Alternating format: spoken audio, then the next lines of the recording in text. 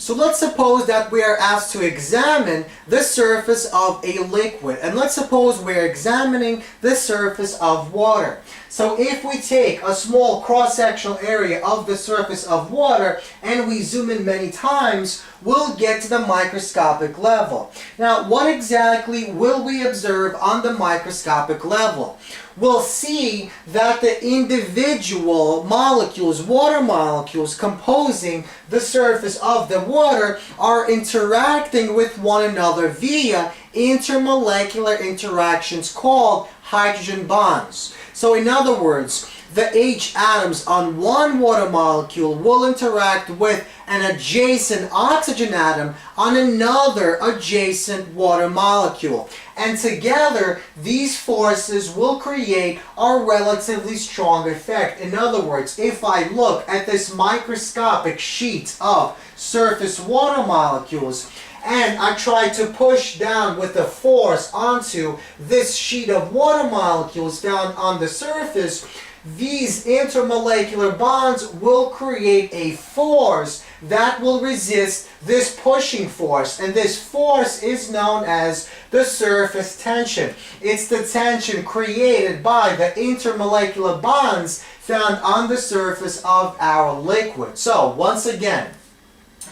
the surface of a liquid at rest is composed of molecules that interact with one another via intermolecular bonds. In the case of water, these intermolecular bonds are called hydrogen bonds.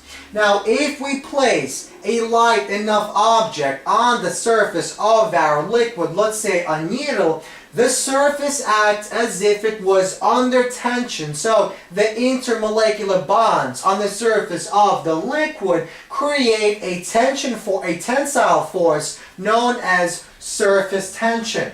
So in the same way that if we take a sheet of paper and we place an object onto that sheet of paper will be able to hold our object up, assuming the object isn't very heavy.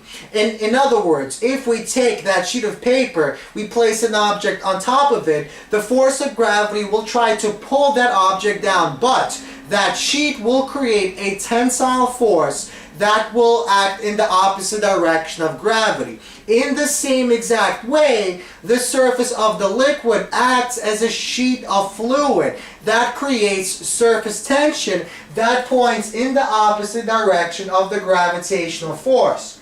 So here we have a diagram of a needle resting on top of our sheet of water. What happens is, the intermolecular bonds between the individual water molecules found on the surface of the water create a tensile force called surface tension, which resists the force of gravity, and that's exactly why our needle remains in static equilibrium on top of our water. So actually, surface tension is defined via the following formula. Surface tension, given by the Greek symbol gamma, is equal to the force which acts perpendicular to the surface on which our object is on, divided by L, the length on which our object is on. So this gives us the surface tension on top of our fluid. So here we have a table of several values for surface tension for 4 different substances. For example, mercury at 20 degrees Celsius has a surface tension of 0.44 newtons per meter, and water at that same temperature has a value of 0.072 newtons per meter. Now, why is it that mercury has a higher value than water? Well, that's because the intermolecular forces holding the individual mercury molecules within that mercury is higher, is stronger than the intermolecular forces holding our individual water molecules, because surface tension is defined by intermolecular forces, intermolecular bonds. Now, in the same exact way that a sheet of paper will partially take the shape of the object, the surface of the liquid will also partially take the shape of the object as shown. It will bend in the following way. It will take the shape of our object. and the force of gravity, which will act downward, our two tensile forces, the surface tension forces, will act at an angle as shown. And the angle is usually given with respect to the vertical axis. So these two angles will have the same exact quantity, and these two forces will also have the same exact value. So this is the side view of the needle as the needle lies on top of the surface of the water. So if we take the cross-sectional area, we get the following result, the following diagram. Now, let's suppose we want to solve the following example using this formula. A needle has a radius of 3 times 10 to negative 4 meters and a total mass of 0.005 grams. If the needle remains on the surface of the water, find the angle that the surface tension makes with respect to the vertical axis. Assume the temperature of the water is 20 degrees Celsius. So we essentially want to use this value for our surface tension, and using this formula and this value, we want to solve our example. We want to solve for this angle that our surface tension makes with respect to the vertical y-axis. So, because our needle is floating on our liquid, that means it's in static equilibrium. So the sum of all the forces acting on our object along the y-axis is equal to 0. So that means 2 multiplied by, we get the 2 from the fact that there are 2 forces, 2 component forces pointing along the y-axis due to these 2 tensile forces.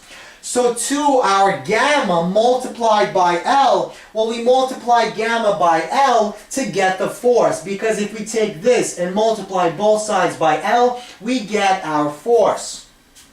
So 2 times gamma times L times cosine of the angle theta. This cosine theta simply comes from the fact that we need to find the y component forces of these two two-dimensional forces.